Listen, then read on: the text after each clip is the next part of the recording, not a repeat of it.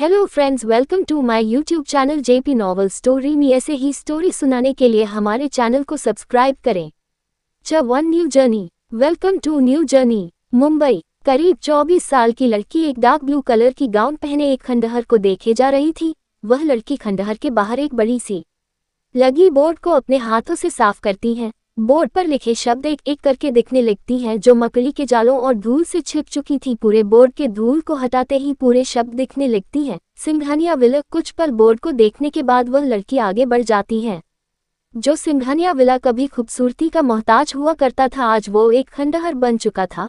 वह लड़की खंडहर के अंदर जाकर चारों ओर अपनी नजरें डालने लगती है। उसकी बड़ी बड़ी आंखों पर इस वक्त ऐसे भाव थे जो दर्द से भरे हुए थे। उसके होंठ हिलते हुए दर्द को महसूस करते हुए कहने लगे, जिंदगी कब कैसे अपनी ल दिखा जाए किसी को नहीं पता। न मुस्कुराने की इजाजत देती है, न रोने की इजाजत देती है, बस देती है तो दर्द से भरी यादें, तकलीफों से भरी मंजर। उसके होंठ हिलते खिलते एकदम से रुक जाते हैं, लेकिन उसके कदम बढ़ते ही जा रहे थे। खंडहर में ऐसा कुछ नहीं बचा था जो ये बता सके कि यह सिंघानिया विला था। छोटे छोटे पेड़ पौधे, घास, बहुत सी जंगली पौधे उग चुके थे। उस लड़की के पायल की छनकार पूरा विला में बस गूंजे जा रहा थी। वह लड़की सभी कमरों को एक एक देखते हुए उन खुशियों से बीते पलों को याद कर रही थी। वह सारे पल भले पहले खुशियों से भर देने वाला था, लेकिन आज दर्द देने से ज्यादा और कुछ नहीं था। सन्नाटों के बीच उस खंडहर में उसे अपने कानों पर कुछ आवाजें सुनाई देने लगती हैं। परी परी, ऐसा परेशान मत करो ना बेटा मम्मा को। उद्धरण चिन्ह अल्पविराम डॉट। प्रिंसेस, रुकिए, ट्यूलिप, रैबिट। आवाजें इस तरह से उसके कानों पर गूंजे जा रही थीं कि उसकी आंखें ना चाहते हुए भी बंद हो जाती हैं। आंखों के बंद होते ही उसे आग की जलती लहरें दिखने लगती हैं जिस पर बहुत से दर्द से भरी चीखें सुनाई दे रही थीं। चीखें सुनते हुए वह लड़की धीरे से दर्द को जाहिर करते हुए कहती है, खुशियों ने यूं रूप मोड़ लिया कि दर्दों ने उसकी जगह लेकर दुखों से जोड़ दिया। उसके शब्द कहने को तो बहुत छोटे थे, लेकिन ये छोटे से शब्द ही उसके हर दर्द की कहानी को बयां करने के लिए काफी थे। खंडहर की विला को देख वह उन दो को जी ही रही थी कि तभी उसे उन यादों से बाहर निकालने की कोशिश करते हुए फोन अपनी धुन के साथ आवाज करने लगती है। वह अपने उन यादों के बीच फोन की रिंग को सुनकर जल्दी से अपने बैंक से फोन निकालकर फ्लैश हो रहे नाम को देखती है। उसके फोन पर चाचू फ्लैश हो रहा था। नाम को देखकर वह फोन रिसीव करते हुए कान के पास ले जाकर बोलती है, हेलो। इधर से उसकी मधुर आवाज जाते ही उधर से एक आदमी की आवाज वापस आती है, हेलो आव्या, कहाँ हो तुम? हॉस्टल के प्रिंसिपल ने तो बताया तुम कल ही निकल गई, तो अभी तक घर क्यों नहीं आई? आवाज इतना आते ही रुक जाती है। फिर अचानक एक घबराहट भरी आवाज आती है, कहीं तुम मुंबई तो नहीं चली? आवाज आ ही रही थी कि वह लड़की मतलब आव्या बीच में ही कहती है, नहीं चाचू, मैं मुंबई नहीं गई हूँ, मैं तो अपने दोस्त के घर में हूँ। आव्या के ये बोलते ही उधर से एक राहत भरी आवाज आती है, थैंक गॉड, और हाँ मेरी बातों को भूलना मत, तुम कभी भी मुंबई में कदम नहीं रखोगी। बोलते हुए उसके बोल पर सख्ती आ जाती है। आव्या हाँ में सर हिलाते हुए कहती है, मुझे याद है चाचू। आव्या के ये बोलते ही उधर से आवाज आती है, ठीक है, अपना ख्याल रखना और जल्दी से घर आ जाऊं। आव्या हाँ में जवाब देती है। कुछ वक्त बाद आव्या कॉल कट करके फोन को देखते हुए बोलती है, आई एम सॉरी चाचू, मैं खुद को मुंबई आने से नहीं रोक पाई। बोलकर वह फोन को अपने बैग में रखती है। फिर खंडहर को फिर एक बार देखती है और अपने कदम बढ़ाते हुए वहां से जाने लगती है। आखिर में जब वह मेन गेट के बाहर पहुंचती है तो फिर एक बार मुड़कर चारों तरफ देखती है। आव्या अपने कदम पीछे करते हुए ही जाने लगती है। कदम पीछे जाते हुए उसे सिंघानिया विला से जुड़ी बचपन की यादें याद आने लगती है। ऐसा लग रहा था जैसे सब कुछ उसके आंखों के सामने हो रहा हो। छोटे छोटे बच्चे, कुछ औरतें, कुछ आदमी, बहुत सारे लोग उसे दिख रहे थे। आव्या उन सभी को याद करके सामने देखते हुए कहती है, आप सब मेरे पास नहीं और आप सबके पास न होने के दर्द का कोई इलाज नहीं। पटना। ऑफिस के मीटिंग रूम में एक लड़का जिसके चेहरे पर कोई भाव नहीं थे, उसका पूरा ध्यान सामने चल रही प्रेजेंटेशन पर था। मीटिंग खत्म होते ही मीटिंग पर उपस्थित हरेक की नज़र उस लड़के की ओर थी कि आखिर उसका जवाब क्या होगा। वह लड़का अब तक उस स्क्रीन की ओर देख रहा था। काफी देर तक मीटिंग रूम में बिल्कुल शांति पसरी हुई थी। तभी वह लड़का अपने हाथ से इशारा करता है। उसके इशारे को मीटिंग रूम में बैठे किसी को समझ नहीं आता, पर उसके सामने खड़े उसी के उम्र का लड़का जो कि उसका असिस्टेंट था, वह इशारे को समझ सामने देखते हुए कहता है, दिस प्रोजेक्ट इज रिजेक्टेड। ये सुनते ही प्रेजेंटेशन दिखाने वाले का चेहरा पीला पड़ जाता है। वह तुरंत खड़ा होकर, बट अव्यान, उसके इतना बोलते ही सभी लोगों की नज़र उस प्रेजेंटेशन दिखाने वाले आदमी की ओर चला जाता है। यादव बोस करीब 30 या 32 साल के उम्र का था, जो अपनी प्रोजेक्ट के लिए गरीब बस्ती को हटाने की सलाह दे रहा था। अव्यान सिंघानिया इंडिया के अब तक के सबसे बड़े बिजनेसमैन, जिसे बिना कोई रिश्ते के उसे कोई अव्यान बुलाए ये उसे कतई पसंद नहीं, जो यादव कर चुका था। यादव डरते हुए जल्दी से बोला, I am sorry mister Singhania. Avyan अपने सर्द नज़रों को उठाकर यादव को देखता है। उसकी नज़रें इतनी ज़्यादा खतरनाक थी जैसे वह खुद के नज़रों से ही सामने वाले की जान ले ले। अव्यान के नज़रों और हाव भाव को समझ उसका असिस्टेंट नील यादव को देखते हुए कहता है, आप यहाँ से जा सकते हैं। यादव अब भी उम्मीद लगाए अव्यान को देखता है, जो अब तक उसे सर्द नज़रों से देख रहा था।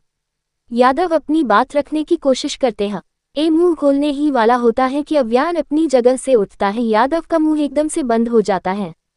वही अव्यान के उठने से मीटिंग में बैठे सभी उठकर खड़े हो जाते हैं। अव्यान अपने नज़र नील की तरफ करता है। नील अव्यान के नज़रों को देखते ही यादव की ओर बढ़ता है और उसका सारा प्रेजेंटेशन फाइल ले लेता है। अव्यान अब मीटिंग रूम से बिना किसी को देखे निकल जाता है। अव्यान सिंघानिया का रौब इतना ज्यादा था कि अगर उसने कोई फाइल रिजेक्ट किया तो वह कोई कंपनी लेने को तैयार नहीं होता। अव्यान सिंघानिया नाम तो पूरे इंडिया में चर्चे पर था, लेकिन उसका चेहरा टीवी न्यूज में कभी नहीं आया। अव्यान को लोगों से मिलना जुलना पसंद नहीं। जितने भी उससे मिले आज तक किसी ने अव्यान को बात करते हुए नहीं सुना। कई लोगों का तो ये भी कहना था कि अव्यान सिंघानिया बोल नहीं सकते। उसका असिस्टेंट को भी ऐसी ट्रेनिंग दी गई थी कि वह अव्यान के बॉडी मूवमेंट से ही सब कुछ जान ले। पता नहीं कितने ही इंसानों ने अव्यान के असिस्टेंट बनने के लिए कोशिश की होंगी, पर उनकी कोशिश बेकार रह गई, सिवाय एक के, वह है नील अग्रवाल। अव्यान अपने केबिन में पहुंचकर अपनी चेयर पर बैठकर आंखें बंद कर लेता है। आंखें बंद होते ही उसके आंखों के सामने बहुत कुछ नजारा घूमने लगा, जो दर्द से भी दर्दनाक थी, लेकिन उसके चेहरे पर एक दर्द तक न दिख रही थी, जैसे उसे इन नज़ारों की आदत हो चुकी हो। हर एक इंसान के लिए फीलिंग बहुत इंपॉर्टेंट होती है, जो उसकी मुस्कुराहट, खुशी, दर्द, उदासी, आंसू सब कुछ व्यतीत करती है। लेकिन अव्यान सिंघानिया के अंदर जैसे कोई फीलिंग ही न हो। उसका चेहरा हर वक्त बस कठोर रूप को दर्शाता है। अव्यान की आंखें बंद थी और वह उन दर्दों के पल में जी रहा था। तभी नील अंदर आकर अव्यान की ओर देखते हुए कहता है, सर, आपके कहने के मुताबिक मैंने उस प्रोजेक्ट को सील करवा दिया है। इतना बोल वह अव्यान को देखता रहता है, पर अव्यान कुछ रिएक्ट नहीं करता। उसके रिएक्शन को न पाकर नील केबिन से निकल जाता है। केबिन से निकलते ही नील धीरे से खुद में बड़बड़ाता, ये इंसान कहीं सच में तो गूंगा नहीं है। 2 साल हो गए इसका असिस्टेंट बने हुए, पर आज तक मैंने उसकी आवाज़ तक नहीं सुनी। बोलते ही वह अपने केबिन में जाकर बैठ जाता है। इधर अव्यान इस वक्त अपने केबिन में बने बेडरूम में स्थित था। अव्यान अपने सामने दीवार पर बहुत सारी लगी फोटो फ्रेम को देख रहा था। दीवार की सब तरफ कई सारी फोटो फ्रेम लगी थी, जिस पर पूरा सिंघानिया परिवार उपस्थित थे। एक फोटो में आदित्य, काव्या और उसके साथ अव्यान और आव्या थे। एक फोटो में ध्रुव, श्रेष्ठा और ध्रुवंश। एक फोटो में अर्जुन, प्रीत और अप्रीता। एक फोटो में अनुराग, सपना, अनु और आरुष। एक फोटो में रूहान, स्वरा और स्वर्णा थे। उसी तरह से अलग अलग बहुत सी तस्वीरें थी। आखिर में एक बड़ी सी फोटो ऊपर टंगी थी, जिस पर पूरा सिंघानिया उपस्थित था। अव्यान उन सारी तस्वीरों को बिना भाव के देख रहा था। तस्वीरों को देखते हुए अव्यान के हाथ उस फोटो को छूने लगते हैं, जिसमें आदित्य और काव्या थे। आदित्य ने काव्या की कमर पर हाथ रखे पकड़ा हुआ था और काव्या उसके दिल वाली जगह पर हाथ रखे मुस्कुराते हुए आदित्य को देख रही थी। दोनों का चेहरा देखकर समझ आ रहा था कि वह दोनों कितने ज्यादा खुश हैं। कुछ पल तो दोनों की तस्वीर देखकर अव्यान का चेहरा बिल्कुल शांत था, लेकिन एकदम से ही उसका चेहरा सर्द होने लगता है। दूसरी ओर 2 आदमी घबराहट के एक्सप्रेशन लिए खड़े हुए थे। उनके आंखों में एक खौफ दिख रहा था, मौत का खौफ। दोनों ही गिड़गिड़ाते हुए कहते हैं, डी हमें माफ कर दो, हमसे गलती हो गई। सामने खड़ा लड़का उन दोनों को ही अपने खतरनाक नजरों से देख रहा था। उसके हाथ में एक गन थी और वह उस गन को घुमा रहा था। दोनों आदमियों का खौफ वक्त के साथ बढ़ते ही जा रहा था। वह लड़का बस अपने गन को घुमाए जा रहा था। कुछ पल बाद ही दोनों का डर से इस तरह से हालत खराब हो जाती है कि उसमें से एक की तो डर से सांसें धीमी होने लगती हैं। वह अपनी सांसें संभालते संभालते नीचे गिर जाता है। दूसरा आदमी उसे देखने लगता है, हालांकि वह भी डर से कांप रहा था। पहला आदमी बहुत तेज सांसें ले ही रहा था। एक पल ऐसा आया कि उसकी सांसें एकदम से थम गई और वह बेजान से जमीन पर गिर गया।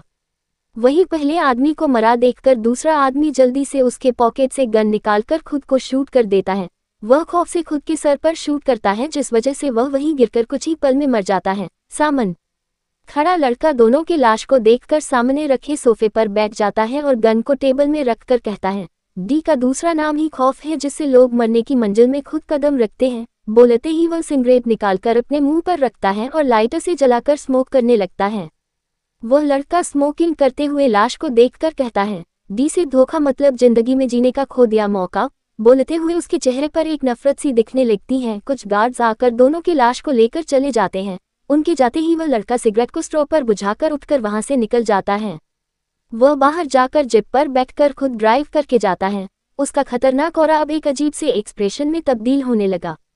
वह अपने फोन को ऑन करके देखने लगता है जिस पर ध्रुव और श्रेष्ठा की तस्वीर थी। दोनों की तस्वीर टू हिडन पास्ट। ध्रुवंश की जीप एक फार्म हाउस में रुकती है। फार्म हाउस के एंट्रेंस पर एक बड़ा सा बोर्ड था जिस पर लिखा था सक्सेना हाउस। ध्रुवंश जीप से उतरकर अपने मुंह पर हाथ रखे फूंकता है और फिर हाथ को सूंघने लगता है। उसके मुंह से इस वक्त सिगरेट की स्मेल आ रही थी। ध्रुवंश अपने पॉकेट में हाथ डालता है। कुछ देर तक ढूंढने पर उसे कुछ नहीं मिलता। न मिलने से वह जीप में देखने लगता है। वह देख ही रहा था तभी उसके आंखों के सामने एक हाथ आता है जिस पर इलायची के कुछ दाने थे। ध्रुवंश सर घुमाकर देखता है।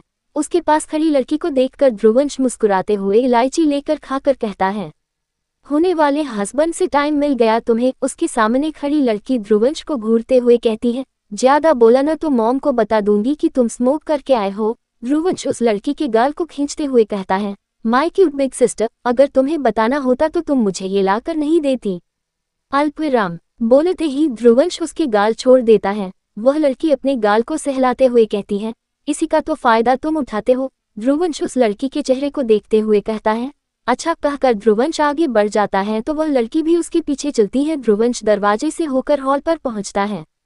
एक बड़ा सा हॉल। उसके लेफ्ट साइड में सोफे रखे हुए थे तो राइट साइड में डाइनिंग टेबल। दीवार पर विक्रम, नित्या और विनी की तस्वीर लगी हुई थी। ध्रुवंश के सामने जो खड़ी थी वह लड़की और कोई नहीं विक्रम सक्सेना की बेटी विनी सक्सेना थी, जो ध्रुवंश से 5 साल बड़ी है। ध्रुवंश चारों ओर देखकर विनी को देखता है। विनी ध्रुवंश की नजरों को समझ किचन की ओर इशारा करती है। ध्रुवंश अब किचन की ओर बढ़ जाता है। किचन में पहुंचकर देखता है तो एक औरत किचन में कुछ कर रही थी। उसकी पीठ ध्रुवंश की ओर थी। ध्रुवंश आगे बढ़कर जल्दी से उस औरत को पीछे से हक कर लेता है। ध्रुवंश उस औरत को टाइटली पकड़कर कहता है, आई मिस्ड यू मॉम। श्रेष्ठा ध्रुवंश की पकड़ से छूटकर उसकी ओर मुड़कर भौहें चढ़ाई कहती है, ओह रियली अंश, अगर तुम मुझे याद करते तो हफ्ते भर घर से बाहर नहीं रहते। श्रेष्ठा के इतना बोलते ही किचन के दरवाजे से आदमी की आवाज आती है, चैम्प अभी कोई छोटा बच्चा नहीं है महबूबा, जो घर पर रहकर खेले कूदे। आवाज सुनकर श्रेष्ठा दरवाजे की ओर देखती है जहां दर्श खड़ा था।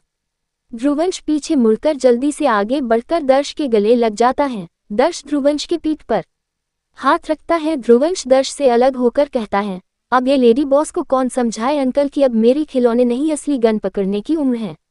ध्रुवंश के इतना बोलते ही श्रेष्ठा का चेहरा एकदम से सीरियस हो जाता है।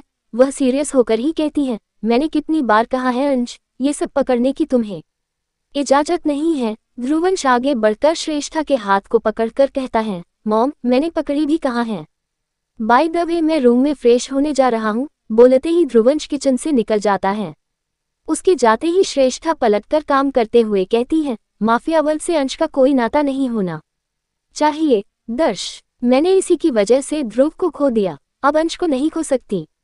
श्रेष्ठा के बोलते ही उसकी आंखों से एक बूंद आंसू गाल से होकर गिर जाती है। श्रेष्ठा को अपने पीछे किसी के होने का एहसास होता है। दर्श जो श्रेष्ठा के एकदम करीब आ चुका था वह श्रेष्ठा को अपनी ओर पलटकर देखता है। श्रेष्ठा के आंसुओं को देखकर दर्श अपने हाथ बढ़ाए उसके गालों से बहती आंसुओं को पोंछता है। श्रेष्ठा दर्श के आंखों में देखने लगती है। दर्श भी उसके आंखों में देखकर कहता है, यनोना मुझे तुम्हारे आंखों में आंसू नहीं पसंद, एंड मुझे ही नहीं चैम्प को भी तुम्हारे आंखों में आंसू पसंद नहीं है, सो प्लीज डोंट क्राई महबूबा। श्रेष्ठा दर्श को कुछ पल देखकर दूर हो जाती है। श्रेष्ठा के दूर होने से दर्श भी उससे एक कदम दूर हो जाता है। श्रेष्ठा एक ट्रे में 4-5 कप उठाती है और दर्श को देते हुए, कॉफी। दर्श श्रेष्ठा के हाथों से कॉफी लेकर कहता है, थैंक्स। श्रेष्ठा दर्श को कॉफी देकर किचन से निकल जाती है। हॉल पर विनी अब बैठी फोन पर बात कर रही थी। श्रेष्ठा उसके सामने एक कप बढ़ाकर कहती है, बस 2 दिन बचे हैं फिर तुम हमेशा के लिए धीरज के पास होंगी, तो थोड़ा हम लोग के साथ भी वक्त बिता लिया करो। बोलते ही श्रेष्ठा मुस्कुराते हुए विनी को देखती है। विनी कॉफी कप लेती है, पीकर कहती है, आपको नहीं लगता यही बात आपको अव्यान को समझाना चाहिए? वो मेरे साथ टाइम स्पेंड क्या बात तक नहीं करता। He is my brother but फिर भी मुझसे अजनबी जैसा बर्ताव करता है, बोलकर विनी बुरा सा मुंह बना लेती है। श्रेष्ठा विनी को देखकर कहती है, तुम्हें तो पता है न कि उसका नेचर कैसा है। अव्यान सिर्फ तुम्हारे साथ ही नहीं सबके साथ ऐसा ही बर्ताव करता है। श्रेष्ठा के बोलने पर विनी बस अपना सर हिला देती है। श्रेष्ठा अब ध्रुवंश के कमरे की ओर बढ़ जाती है। कमरे में पहुंचते ही वह देखती है तो ध्रुवंश फोन में किसी से बात कर रहा था और अपने पैर को चेयर पर रखा हुआ था। श्रेष्ठा आगे बढ़कर ध्रुवंश के सामने कॉफी की कप आगे बढ़ा देती है। ध्रुवंश कप देखकर फोन पर आई कॉल यू लेटर बोलते ही वह कॉल कट करके फोन बेड पर फेंकता है। फिर श्रेष्ठा के हाथों से कप लेकर कॉफी पीते हुए पूछता है, ब्रो कहाँ है? श्रेष्ठा ध्रुवंश के गीले टॉवल कप सही जगह पर रखकर कहती है, ऑफिस और कहाँ? श्रेष्ठा अब ध्रुवंश के कपड़ों को देखती है जो बैंक से सोफे पर फेंके हुए थे। श्रेष्ठा कपड़ों को उठाकर कबर्ड में रखती है। ध्रुवंश श्रेष्ठा को बस देखे जा रहा था। ध्रुवंश कुछ देर तक श्रेष्ठा को यूं ही देखता रहा, फिर कॉफी कप ट्रे पर रखकर कहता, मॉम मैं मम्मा से मिलने जा रहा हूँ। बोलते ही ध्रुवंश निकल जाता है। ध्रुवंश की बात सुनकर श्रेष्ठा उसे जाते हुए देखती है। एक कमरा जिसमें खामोशी के सिवाय कुछ नहीं था, यहाँ तक सांसों की आवाज नहीं आ रही थी। ध्रुवंश दरवाजा खोल कमरे के अंदर जाता है। कमरा पूरा सन्नाटा से भरा हुआ था। सामने एक बड़ा सा बेड था और उस पर एक औरत बिल्कुल बेसुध सी लेटी हुई थी। उसे देखकर ऐसा लग रहा है जैसे उसने अपनी सांसें लेना छोड़ दिया हो। बंद आंखें ये साफ जाहिर कर रही थी कि उसकी जीने की इच्छा खत्म हो गई है। ये औरत वो है जो एक इंसान के बगैर रह नहीं सकती। वो इंसान जिससे वह बहुत ज्यादा प्यार करती है वो है उसका हमसफर आदित्य सिंघानिया, और ये औरत उसकी मोहब्बत, उसका सुकून, उसका जुनून काव्या आदित्य सिंघानिया। काव्या ने अपनी जीने की इच्छा इन पूरे 18 सालों में खत्म कर ली है, जो काव्या आदित्य के बिन एक दिन भी नहीं रह सकती। वह इन 18 सालों को पार कर चुकी है, पर एक लाश बनकर उसकी सांसें भी थमने लगी है, लेकिन दिल की धड़कनें उसे मरने की इजाजत नहीं दे रही हैं। ध्रुवंश बेड के पास जाकर स्टूल पर बैठ जाता है। ध्रुवंश काव्या के हाथ को अपने दोनों हाथों से पकड़ लेता है और काव्या को देखने लगत है। काव्या को न ध्रुवंश के होने का एहसास था और न ही ध्रुवंश के छूने का। ध्रुवंश बहुत ही खामोशी को धारण किए हुए काव्या के मुरझाए हुए चेहरे को देखे जा रहा था।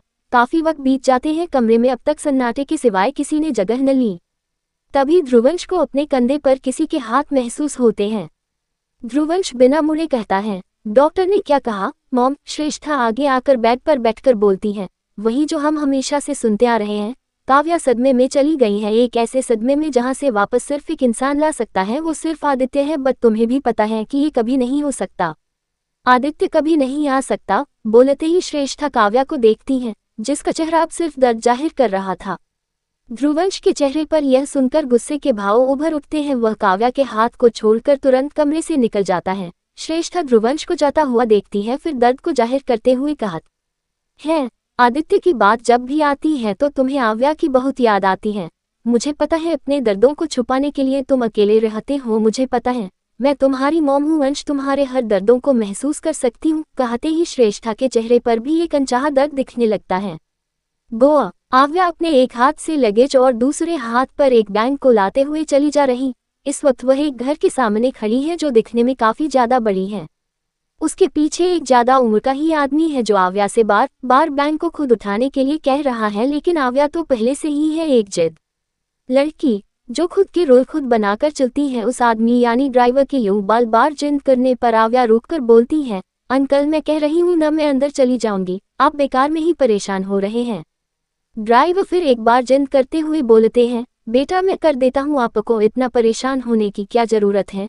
ड्राइवर का यूं बार बार जिद करना आव्या से अब बिल्कुल रहा नहीं गया। आव्या ड्राइवर को देख जोर से चिल्लाती है, अंकल। आव्या के इतने तेज आवाज से ड्राइवर थोड़ा सहम से गए।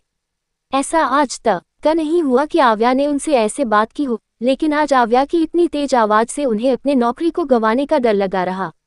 ड्राइवर के डरे हुए चेहरे को देखकर आव्या हंसते हुए कहने लगती है, अंकल आप डर गए ना? अंकल डर गए? बेचारा डरा ड्राइवर क्या ही जवाब देता। आव्या के हंसने पर भी अब तो उसे हंसी नहीं आ रही है। आव्या ड्राइवर के गाल को खींचते हुए बोलती है, ओह मेरे क्यूट अंकल, आप तो बच्चे जैसे डर रहे हो। आव्या की हरकत पर वहां काम कर रहे माली मुस्कुराने लगे। वहीं ड्राइवर तो अब खुद को बच्चा जैसा समझने लगा। आव्या ड्राइवर के गाल को छोड़कर फिर एक बार अपना लगेज उठाकर अंदर जाने लगती है। ड्राइवर वहां खड़ा आव्या को देखता रह जाता है। अंदर जाकर आव्या देखती है, एक आदमी कुछ दूरी पर उसे पीठ किए हुए फोन पर बात कर रहा है। उसे देखते ही आव्या लगेज धीरे से नीचे रखकर दौड़कर जाती है और सीधा झटके से उसे हक करके कहती है, चाचू। खड़ा आदमी आव्या के पकड़ से छूटकर मुड़ा। यह आदमी सौरभ था।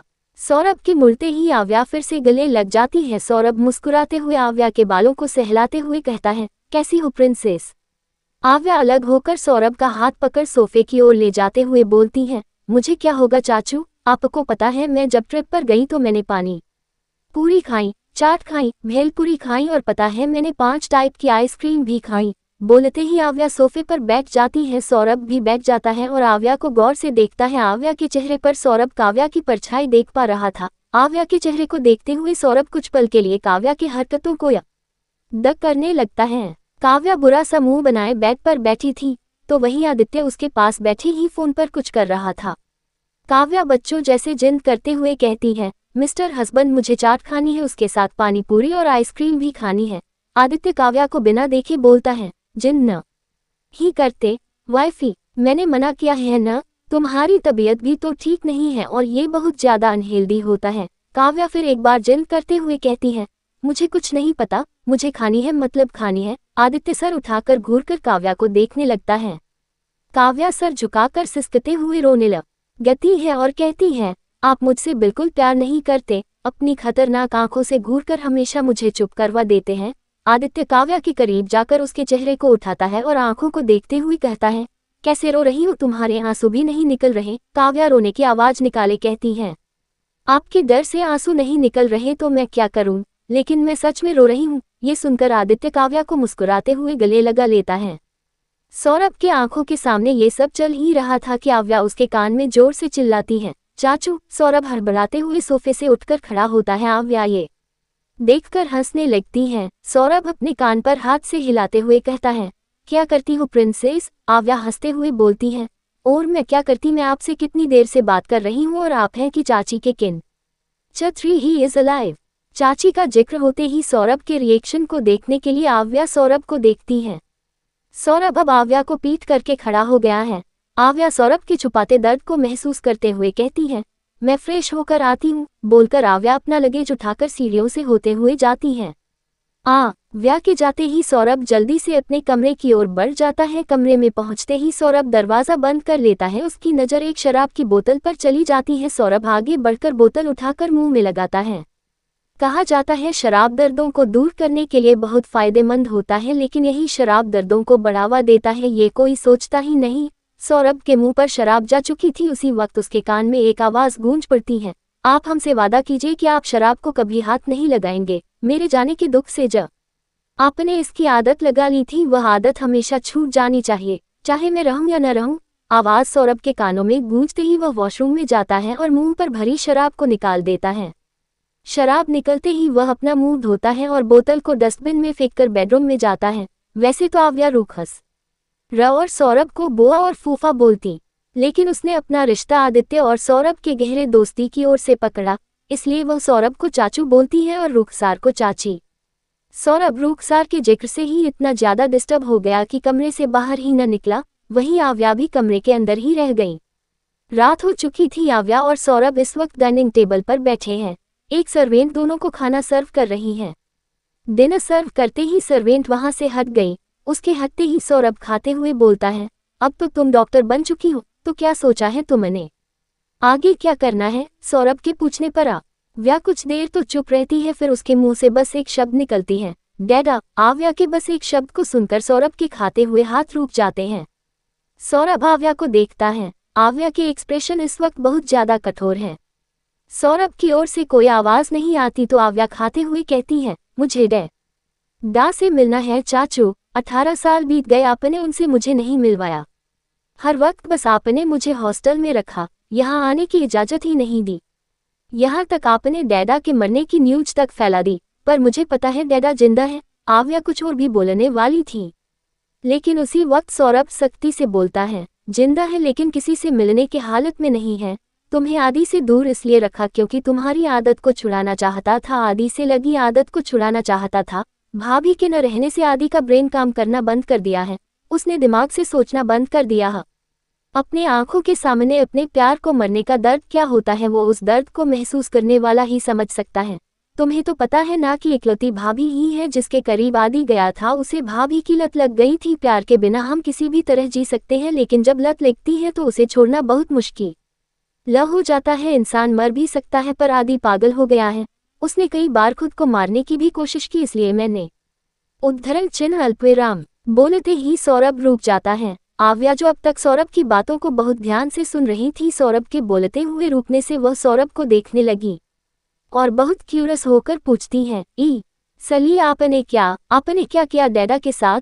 सौरभ खाते हुए बोलता है, कल तुम खुद देख लेना। आव्या सौरभ के सीधे जवाब से चुप हो जाती है और कल के आने का इंतजार सोचकर डिनर करती है।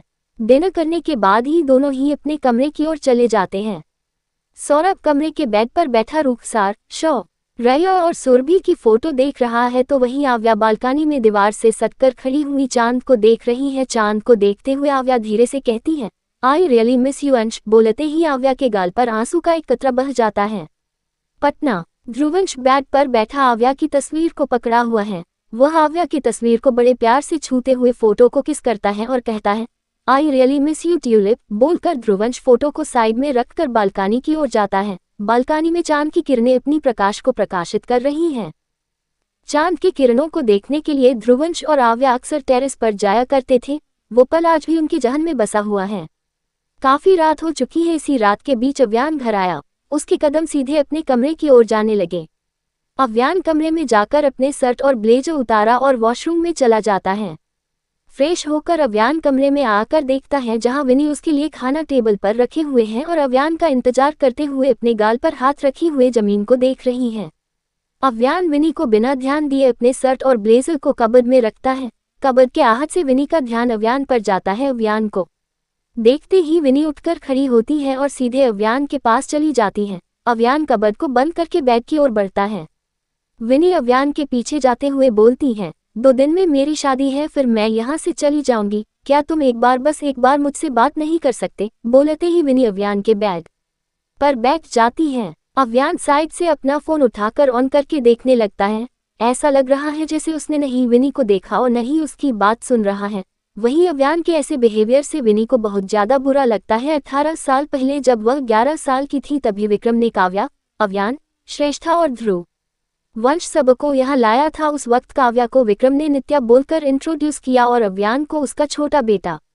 विनी ने भी यह बात मान ली क्योंकि वह ज्यादातर विक्रम से अटैच थी, जिस वजह से वह विक्रम के साथ ही रहा करती। विक्रम जो भी बोलता विनी मान लिया करती। उस वक्त से विनी ने कई बार अव्यान से बात करने की कोशिश की, लेकिन अव्यान ने एक शब्द भी न बोला। काव्या को जब लाया गया था तब वह बहुत ज्यादा डरी और परेशान थी। फिर उसके दूसरे दिन ही टीवी पर जैसे ही आदित्य के मरने की खबर सुनाई गई, वह उसी पल से सदमे में चली गई। इस कदर वह सदमे में चले गई कि पूरे 18 साल बीतने के बावजूद न लौटी। अव्यान को जवाब न देता देख विनी अपनी जगह से उठकर टेबल पर रखा खाना उठाती है। खाना लेकर विनी फिर एक बार अव्यान के पास बैठती है और 1 चम्मच खाना बढ़ाकर कहती है, बात न सही, कम से कम मेरे हाथों से एक बार खाना खा लो। ये सुनकर अव्यान सर उठाकर विनी को देखता है। विनी अपनी मासूमियत भरी नजरों से अव्यान को देख रही, जिसे देख अव्यान विनी के बढ़ाए चम्मच से खाना खा लेता है। अव्यान के खाते ही विनी की आंखें खुशी से भर जाती है। वह जल्दी से अव्यान के गले लगकर कहती है, थैंक यू भाई। विनी के ऐसे गले लगने से अव्यान कुछ रिएक्ट नहीं करता, पर अब विनी को इससे कोई फर्क नहीं पड़ता क्योंकि वह अव्यान के पहले रिएक्शन से ही बहुत खुश है। विनी अव्यान के गले लगने के बाद कमरे से निकल जाती है। विनी के बाहर निकलते ही अव्यान अपनी मुट्ठी कस लेता है। सुबह डाइनिंग टेबल पर विक्रम, दर्श और ध्रुवंश बैठे हैं। श्रेष्ठा और विनी किचन से नाश्ता लेकर आ रही हैं। दर्श विक्रम को देखते हुए बोलता है, कल विनी की शादी है तो आज एक काम करते हैं, सारा टाइम हम सबको ही विनी को देंगे। नाश्ता लेकर आती हुई विनी यह सुनकर खुशी से जल्दी से नाश्ता टेबल पर रख है। फिर दर्श को पीछे से हक करके गाल पर किस करके कहती है, you are the best uncle. Vinny की हरकत पर ध्रुवंश बोलता है, बिग सिस्टर अपनी किस अभी से वेस्ट मत करो वरना तुम्हारे हस्बैंड को कम पड़ जाएंगे। विनी ध्रुवंश को हैरानी से देखती है तो वही श्रेष्ठा ध्रुवंश को घूर कर देखती है। विक्रम और दर्श तो हंसने लगते हैं। विनी मुंह बनाते हुए चेयर पर बैठकर बोलती है, मॉम आपका बेटा बहुत बदतमीज है, एकदम बेशर्म है। श्रेष्ठा अब भी ध्रुवंश को बुरी तरह से घूर रही थी। ध्रुवंश फोन को ऑन करके लता है, मॉम पहले आप नाश्ता दीजिए, फिर जितना चाहे उतना घूर सकती हैं। श्रेष्ठा ध्रुवंश से नजरें हटाए सबको नाश्ता सर्व करती हैं। सब बात करते हुए नाश्ता करने लग गए।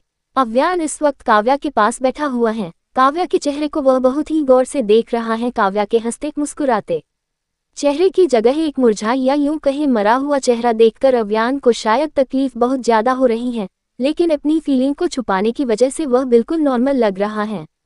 जितना पॉजिटिव और प्यार आदित्य काव्या से करता है उतना ही अव्यान भी काव्या से करता है। काव्या का एक चोट तक अव्यान को बर्दाश्त नहीं, पर अब उसे काव्या को इस हालत में देखना पड़ रहा है। अव्यान एकदम चुपचाप सा काव्या की चादर को खींचते हुए थोड़ा ऊपर करता है और उसके बिखरे पड़े बालों को चेहरे से हटाकर काव्या के माथे को चूम लेता है। अव्यान के ऐसे छूने से काव्या धीरे से अपनी उंगलियों को हिलाती है। ये देखकर अव्यान उस पास बैठकर काव्या के हाथ को पकड़ लेता है और उसके हाथों को सहलाते हुए धीरे से चूम लेता है। अव्यान काव्या को खुद के होने का एहसास बहुत अच्छे से दिला रहा है।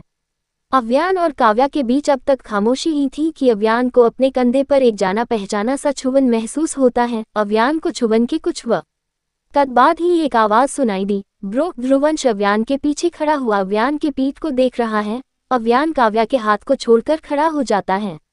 ध्रुवंश उसके खड़े होते ही बोलता है, जंग की शुरुआत होने वाली है। माफिया किंग अगले हफ्ते आने वाला है, बस एक बार मैं किंग बन जाऊं फिर।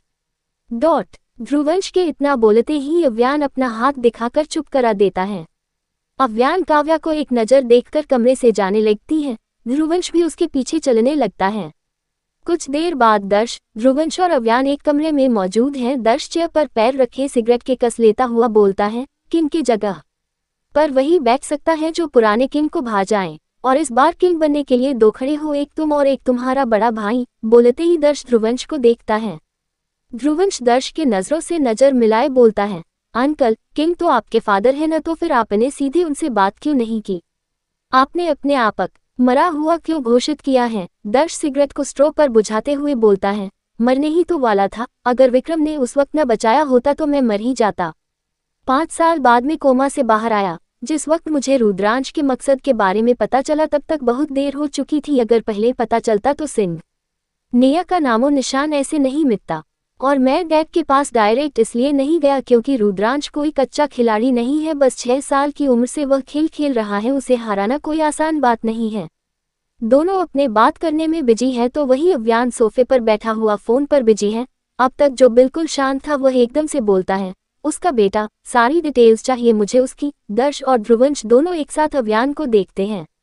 ध्रुवंश कुछ सोचते हुए बोलता है, मैं उससे एक बार मिला था, लेकिन उसका नाम आज तक मैंने नहीं सुना, और डिटेल्स जानने की क्या ही जरूरत है। उसके शरीर में उसी कमीने का खून दौड़ रहा है, मतलब वो भी उसके बाप से भी बड़ा कमीना होगा।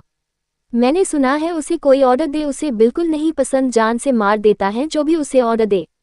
बस 3 या 4 साल की उम्र में ही उसे गन चलाना सिखाया गया। किंग का चुनाव इस वक्त ध्रुवंश और रुद्रांश के बेटे के बीच है। सभी माफिया वर्ल्ड में बस एक सवाल चल रही है कि किंग नए किंग को बनाने के लिए क्या शर्त रखने वाला है। ये खबर अब तक लिंक नहीं हो पाई। अब जो होना था वो तो वक्त पर निर्भर करता था। वक्त खत्म और किंग का फैसला पूरे माफिया वर्ल्ड में फैल जाएंगी। अब बस इंतजार था तो सबको उस वक्त का ख्यालों में डूबे हुए हैं। बोलते ही आव्या की अचानक से उसकी हंसी गायब हो जाती है। इनको देखते हुए वह कहता है, ध्रुवंश सूर्यवंशी ने माफिया वर्ल्ड में एक नई पहचान बना ली। खौफ से भरी वो है डी।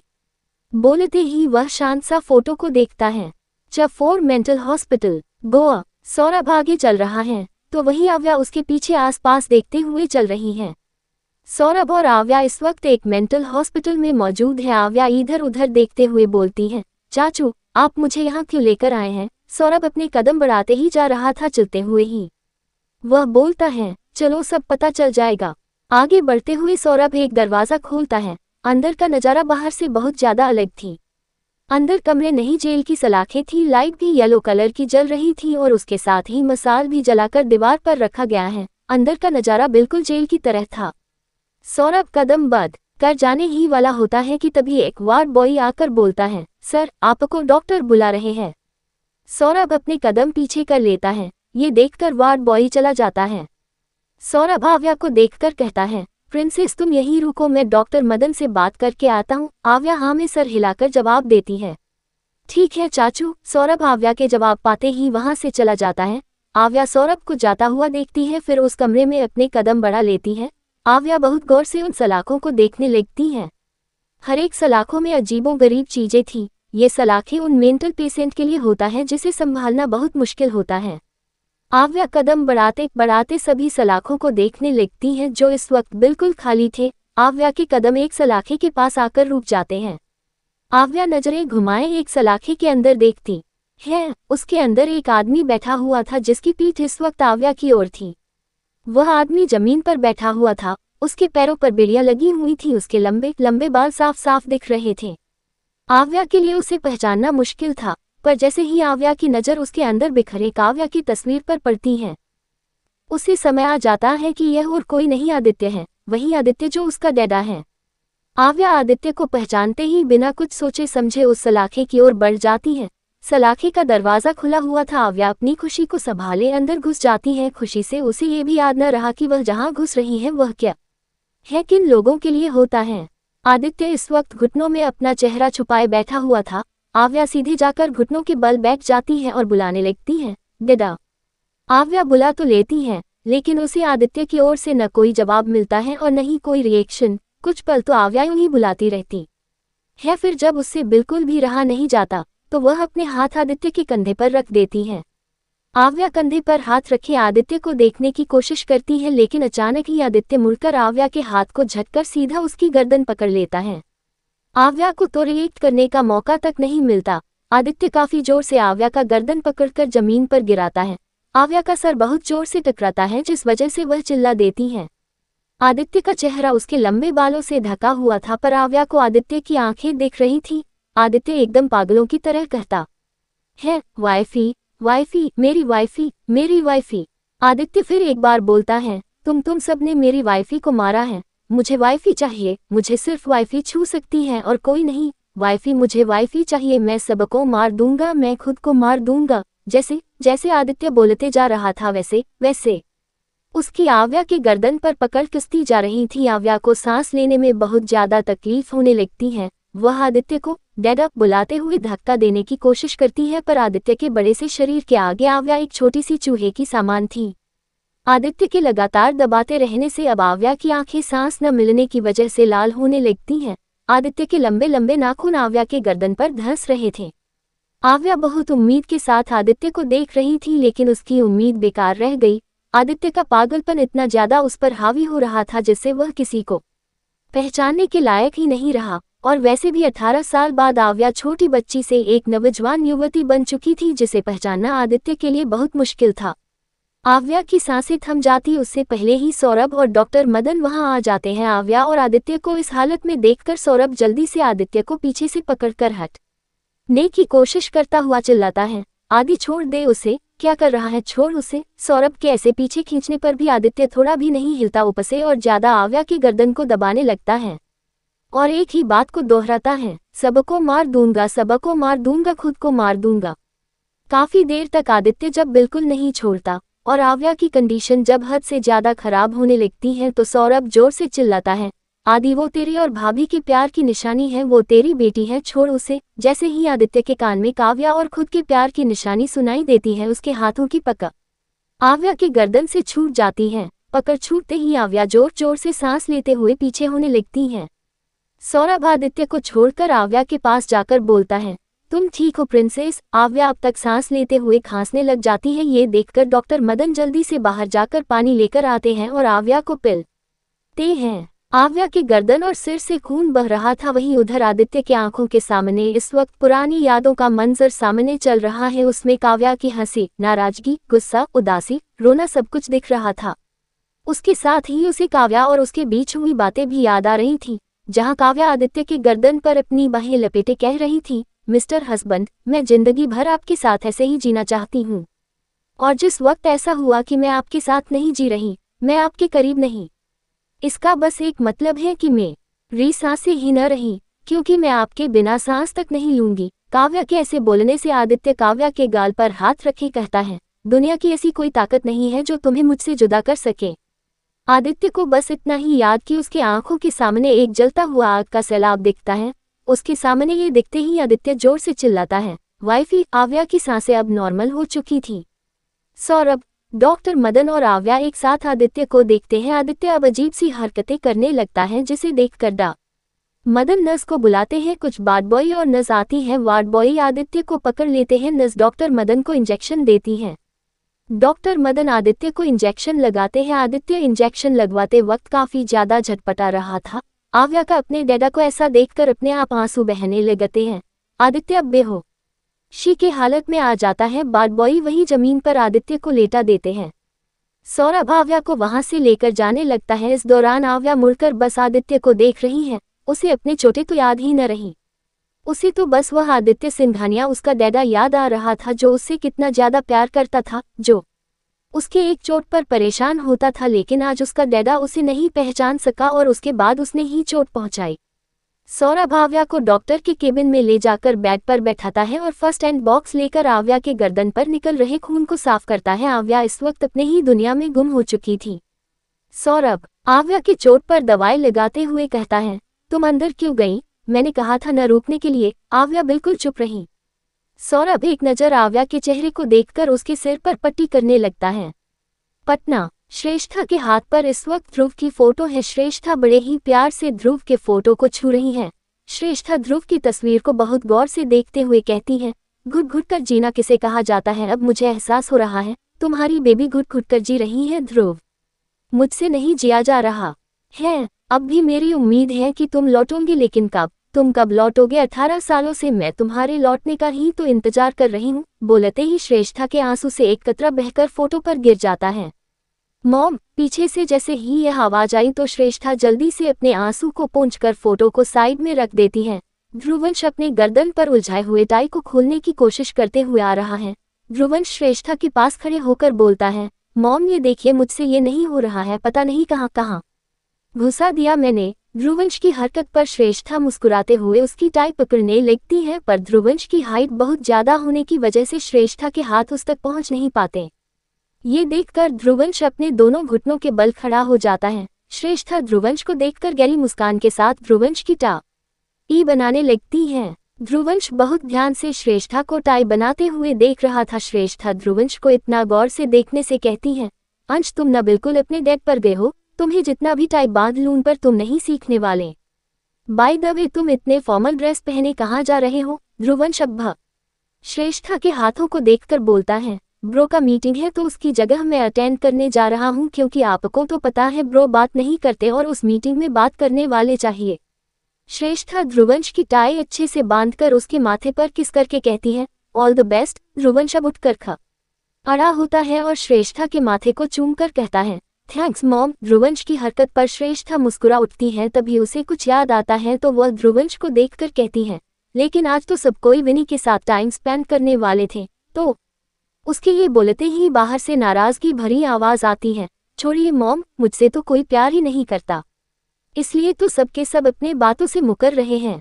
बोलते हुए विनी दोनों के सामने खड़ी हो जाती है। ध्रुवंश विनी को साइड से हक करते हुए कहता है, ओह बिग सिस्टर, तुम काफी ज्यादा समझा होने लगी हो। विनी घूरकर ध्रुवंश को देखती है, फिर दूर होकर कहती है, दूर रहो मुझसे। फिर श्रेष्ठा की ओर देखकर कहती है, देखा मॉम, आपने ये कैसे बोल रहा है? इसे तो कोई फर्क ही नहीं पड़ता कि मैं कल यहाँ से चली जाऊंगी। ध्रुवंश टाइम देखकर एकदम से बोलता है, ओके मॉम, अब मैं चलता हूँ, मीटिंग के लिए लेट हो रही है। बोलकर ध्रुवंश विनी को बिना देखे चला जाता है। विनी का चेहरा एकदम से उदास हो जाता है। श्रेष्ठा विनी के उदास चेहरे को देखती है, फिर दरवाजे की ओर देखती है। ध्रुवंश अब चुका था। विनी की आंखें हल्की नम हो जाती है। वह आंखों में नमी लिए कहती है, बचपन में डैडा ने ये बोलकर मम्मा से दूर रखा कि मम्मा की तबीयत ठीक नहीं है और हमें उनसे दूर रहना है, और जब मम्मा आई तो उसके बाद से अपनी आंखें ऐसी बंद कर ली कि आज तक नहीं खोली। भाई तो मुझसे बिल्कुल अजनबी जैसा बिहेव करते हैं। क्या डैडा के अलावा मुझे किसी का प्यार नसीब नहीं है? बोलते ही विनी के आंखों से आंसू बह जाते हैं।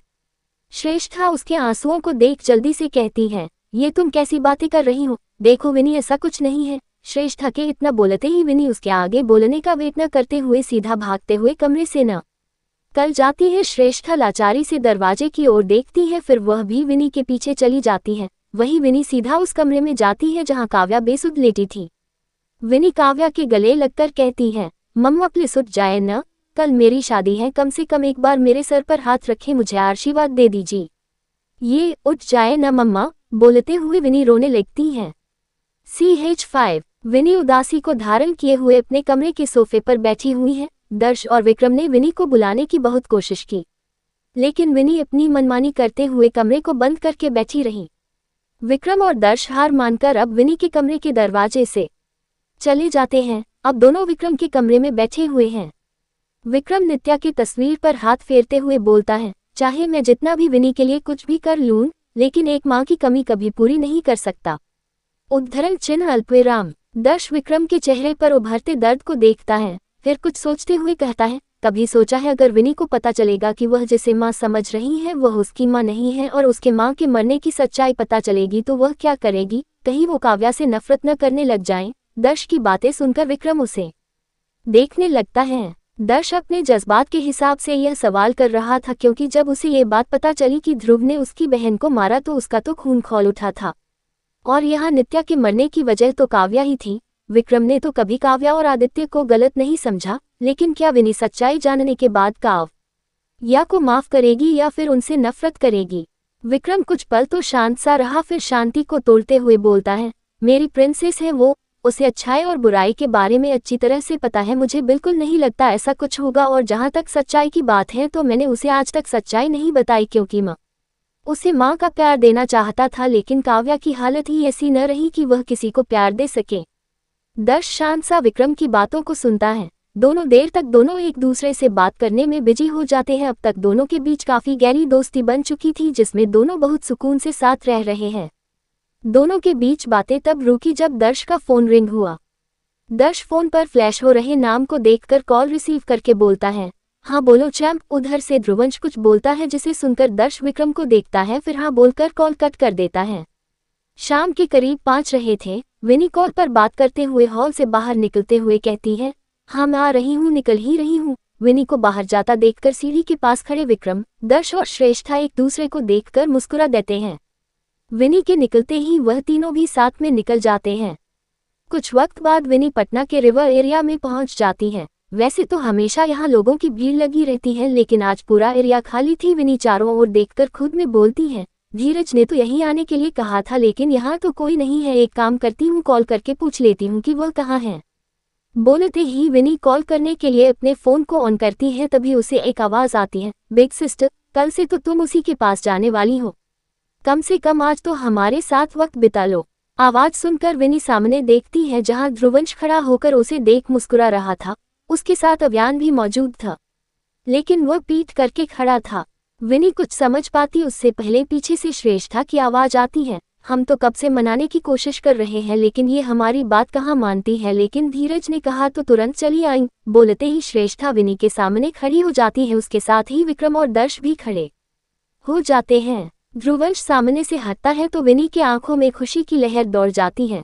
सामने पानी में एक बोट खड़ी थी और उसे व्हाइट कलर के कपड़े और फूलों से सजाया गया था। विनी की हमेशा से चाहत थी कि वह बोट में बैठे, लेकिन उसे पानी की गहराई से बहुत डर लगता था, इसलिए वह कभी नहीं बैठी। ध्रुवंश विनी को देखते हुए बोलता है, शिकायत थी न तुम्हारी कि हम सब तुमसे प्यार नहीं करते। अगर मैं चाहूँ तो तुम्हें इस घर से जाने ही न दूं, धीरज को ही यहाँ ठहरने के लिए बोल दूं, लेकिन उसका भी तो एक परिवार है, एक घर है जिसे मैं उजाड़ नहीं सकता। कोई तुम्हें याद करे या न करे, लेकिन मैं तुम्हें बहुत सा करूंगा बिग सिस्टर। विनी यह सुनकर इमोशनल सी हो जाती है और जल्दी से दौड़कर ध्रुवंश के पास जाकर झटके से उसके गले लग जाती है। दर्श, विक्रम और श्रेष्ठा भी जाकर गले लग जाते हैं। विनी अपनी इमोशंस को संभाल नहीं पाती और रोने लगती है, जिसे देख उसे सब चुप करवाते हैं। कुछ देर बाद विनी भी बिल्कुल शांत हो जाती है। ध्रुवंश अपना हाथ बढ़ा देता है, विनी मुस्कुराकर उसका हाथ पकड़ लेती है। ध्रुवंश विनी का हाथ पकड़कर आगे बढ़ जाता है। ध्रुवंश बोट पर चढ़कर विनी को चढ़ाने लगता है। पानी की लहर झल झल करती थोड़ी तेजी से चल रही थी, जिस वजह से बोट हिल रही थी। विनी अपने डर को संभाले जा रही थी, तभी अचानक उसका बैलेंस बिगड़ सा जाता है। उसे कुछ होता उससे पहले ही उसका कोई हाथ थाम लेता है। विनी सर उठाकर देखती है तो अव्यान बिना भाव के उसके हाथ को पकड़ रखा था। अव्यान विनी को चढ़ाने में सहारा देता है। विनी के चढ़ते ही सभी बोट पर चढ़ जाते हैं। इसी के साथ शुरू होती है विनी के खुशियों का सफर। गोवा। आदित्य की हालत देखने के बाद आव्या तो जैसे कहीं गुम सी हो गई थी। वह इस वक्त डाइनिंग टेबल पर बैठी है और उसके जहन में बार बार बस आदित्य की बातें और हरकतें याद आ रही थी। सौरभ डिनर टेबल पर रख कर बैठता है और बोलता है, प्रिंसेस चलो डिनर कर लो। बोलकर सौरभ अपनी पर लेट सीधी करता है, तभी उसे आव्या का एक सवाल भरी आवाज सुनाई देती है, चाचू अगर डैडा की जगह मम्मा होती, अगर डैडा को मरते हुए मम्मा देखती तो क्या उनकी भी डैडा जैसी हालत होती। आव्या के ऐसे सवाल सुनकर सौरभ आव्या को देखता है। आव्या अब भी कहीं गुम थी और वही ये सवाल सामने देखते हुए ही कर रही थी। सौरभ शांत सा आव्या को देखता है। आव्या को सौरभ का कोई जवाब न मिलने से वह सामने से नजरें हटाए सौरभ को देखती है और बोलती है, अगर मम्मा की जगह डैडा मरते तो क्या। सौरभ प्लेट पर डिनर सर्व करते हुए बीच में ही बोलता है, भाभी आदि के होने से ही सांस ले रही थी, अगर आदि को कुछ भी होता तो भाभी की सांसें तो ऐसे ही थम जाती। आदि भले पागल हो गया है पर वह जी रहा है, लेकिन भाभी कभी नहीं जी पाती। आदि की दूरी से भाभी जिंदा लाश बन जाती है। अगर मान ले कि भाभी अभी जिंदा है पर आदि से दूर है तो उनकी सांसें नहीं चल रही होंगी, बस उसकी धड़कनें सांसों को हिम्मत दे रही होंगी। मतलब उसे एक लाश ही बोल सकते हैं। बोलकर सौरभ खाने की प्लेट आव्या के सामने रखता है। आव्या एक नज़र प्लेट को देखती है, फिर सौरभ को देखते हुए कहती है, क्या ऐसा पॉसिबल है कि मम्मा जिंदा है। आव्या के ये बोलते ही सौरभ जो अपनी प्लेट पर डिनर सर्व कर रहा था उसके हाथ एकाएक रुक जाते हैं। वह आव्या को एक नज़र देखता है जिसके आंखों में एक उम्मीद थी। सौरभ आव्या से नजरें हटाकर प्लेट पर डिनर निकालते हुए कहता है, जो कभी हो नहीं सकता उस पर उम्मीद लगाना बेकार है। तुम्हें याद होगा कि हमारे आंखों के सामने पूरा सिंघानिया विला जल रहा था और उस आग में सब कुछ जलकर राख हो गया। मिला तो सिर्फ सबक जले हुए बॉडी और कुछ नहीं। उद्धरण चिन्ह अल्पविराम। सौरभ अब सर झुकाए एक बाइट लेता है। आव्या उसे गौर से देखने लगती है। सौरभ दूसरा बाइट लेने को होता है कि उसके हाथ अचानक रुक जाते हैं और वह खाने को प्लेट पर गिराए उठने लगता है कि आव्या जल्दी से कहती है, अगर आपने खाना नहीं खाया तो मैं भी नहीं खाऊंगी। सौरभ कुछ पल खड़ा रहा और आव्या उसे देखती रही। सौरभ चेयर पर बैठ जाता है और अपना सर झुका लेता है। उसकी रोकने की कोशिश की हुई आंसू पानी में गिर जाता है जो छलक उठती हैं। आव्या अपने चेयर को सौरभ की ओर करती है और खाने की प्लेट को पकड़कर अपने हाथों से खाने का निवाला बढ़ा देती है। सौरभ आव्या का हाथ एहसास होते ही सर उठाता है और आव्या के हाथों से खाना खा लेता है। आव्या के बहते हुए आंसुओं को देखकर प्लेट साइड में रखती है और अपने बाएं हाथ से सौरभ के आंसुओं को पोंछती है। इतना करते ही आव्या फिर एक बार प्लेट उठाकर सौरभ की ओर और एक निवाला बढ़ा देती है, पर इस बार सौरभ वह निवाला आव्या की ओर ही बढ़ा देता है। आव्या चुपचाप सा खा लेती है। ऐसे ही दोनों डिनर करते हैं। सौरभ दोनों प्लेट को किचन में ले जाकर धोता है। वैसे तो उसने एक औरत को इन सब कामों के लिए रखा था, लेकिन रात के बर्तन वह खुद धो देता, क्योंकि रुखसार हमेशा उससे कहा करती थी कि जूठी प्लेट को ऐसे ही रात को न रखा करते। रुखसार के आदतों से सौरभ को भी यह आदत लग चुकी थी। सौरभ किचन से बाहर निकलकर देखता है तो आव्या टेबल को साफ कर रही थी। सौरभ आव्या के पास जाकर उसे रोककर कहता है, ये सब तुम्हारा काम नहीं है प्रिंसेस, मैंने हॉस्पिटल में बात कर ली है, तुम कल से ही ज्वाइन कर सकती हो। हॉस्पिटल का ओनर मेरा दोस्त है तो कोई प्रॉब्लम नहीं होगी तुम्हें। बोलते हुए सौरभ पूरा टेबल साफ करके साइड में कपड़ा रखता है और आव्या को देखता है। सौरभ आव्या को देखते हुए कहता है, और एक बात याद रखना, तुम्हारी आइडेंटिटी कभी रिवील नहीं होनी चाहिए। तुम अपना पूरा नाम यूज नहीं करोगी। अगर किसी को पता चला तुम आदित्य सिंघानिया की बेटी हो तो तुम्हारी जान को खतरा हो सकता है। बोलते हुए सौरभ के चेहरे पर एक डर था। वैसे तो आव्या को ये बिल्कुल पसंद नहीं आता कि वह आदित्य सिंघानिया की बेटी होने की पहचान न दिखाएं, पर सौरभ के डरे हुए भाव को देखकर वह हाँ में सर हिला देती है और सौरभ को गले लगा एक गुड नाइट चाचू बोलकर अपने कमरे की ओर बढ़ जाती हैं। सौरभ खड़ा हुआ आव्या को अपने कमरे तक जाता हुआ देखता रहता है। जब आव्या दरवाजा बंद करती है तब जाकर सौरभ अपने कमरे में जाता है। सुबह आव्या जल्दी से सीढ़ियों से उतरते हुए चिल्लाकर कहती है, चाचू चाचू कहाँ रह गए आप? पहले दी नहीं, मैं तो लेट हो गई। आव्या डाइनिंग टेबल के पास जाकर बैंग रखती है और इधर उधर देखने लगती है। किचन से एक औरत नाश्ता लेकर टेबल रख देती है और कहती है, ये रहा आपका नाश्ता बिटिया। आव्या प्लेट से सैंडविच लेकर खाते हुए कहती है, सविता आंटी कम से कम आप तो मुझे उठा देती, पता नहीं चाचू कहाँ रह गए। सविता कुछ कहती कि तभी सौरभ कुछ डॉक्यूमेंट आव्या के बैग में रखते हुए कहता है, तुम बहुत ज्यादा शुक्र हो प्रिंसेस, मैंने पता नहीं कितनी कोशिश की उठाने की, पर मजाल है कि तुम्हारी आंखें खुले। आव्या मुंह बनाते हुए कहती है, हाँ तो पानी डाल देते न चाचू, तब तो मैं उठ जाती। आव्या की बात सुनकर सौरभ उसे देखते हुए कहता है, कोशिश की थी प्रिंसेस, भीगा हुआ बेड सूख गया लेकिन तुम्हारी नींद नहीं खुली। आव्या की आंखें हैरानी से बड़ी हो जाती हैं। उसी हैरानी के साथ वो खुद से सवाल करती है, क्या मैं सच में इतनी ज्यादा सोती हूँ? सौरभ उसे अपने ख्यालों से बाहर निकाले कहता है, टाइम हो गया है प्रिंसेस। आव्या सौरभ को देखती है, फिर अपने हाथ में पहनी घड़ी में टाइम देखते ही आव्या जल्दी से बैंग उठाती है, फिर झट से सौरभ को हक करके भागते हुए बाहर निकल जाती है। उसके हाथ में अब तक सैंडविच था जिसे वह खाते हुए चले गई। सौरभ आव्या को ऐसा देख सर हिलाकर कहता है, बचपन गुजर गया लेकिन ये हमेशा बच्ची ही रहेंगी। उसकी बात सुनकर सविता मुस्कुरा देती है। सविता घर की सर्वेंट थी जिसकी उम्र सौरभ से भी ज्यादा थी। हॉस्पिटल हेड डॉक्टर से इंस्ट्रक्शन लेकर आव्या जल्दी से अपने डॉक्टर कोट पहनकर अपने केबिन की ओर जाने लगती है। उसे एक नर्स केबिन की ओर लेकर जा रही थी। आव्या की कदम बहुत तेज थे, तभी वह किसी से टकरा जाती है। आव्या के कदम तेज होने की वजह से वह संभल नहीं पाती और वह एक वार्ड बॉय से टकरा जाती है। टकरते ही वार्ड बॉय के पकड़े हुए फाइल से सारे पेपर निकलकर पंखे की हवा से उड़ने लगते हैं। आव्या उड़ते हुए कागजों को देखते हुए उस इंसान को देखने की कोशिश करती है जिससे वह टकराई थी, पर उसे उस इंसान के पीठ के सिवाय कुछ नहीं दिखता है। वह इंसान आव्या के टकराने पर भी नहीं रुका था, जिस वजह से वह काफी दूर पहुंच चुका था। उसे तो आव्या के टकराने से जैसे कोई फर्क ही न पड़ा हो। 6 फुट से लंबी हाइट, ब्लैक कलर का कोट और जींस पहना हुआ वह पीछे से ही बहुत बेसिक दिख रहा था। आव्या उसे देखकर धीरे से कहती है, अजीब इंसान है।